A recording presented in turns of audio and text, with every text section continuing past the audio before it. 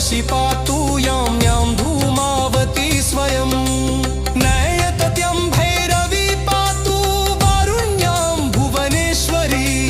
वायव्यां सततं पातु छिन्नमस्ता महेश्वरी कौबेर्यं पातु मे नित्यं श्रीविद्या बगलामुखी ऐशान्यां पातु मे नित्यं महात्रिपुरसुन्दरी ऊर्ध्वं रक्षतु मे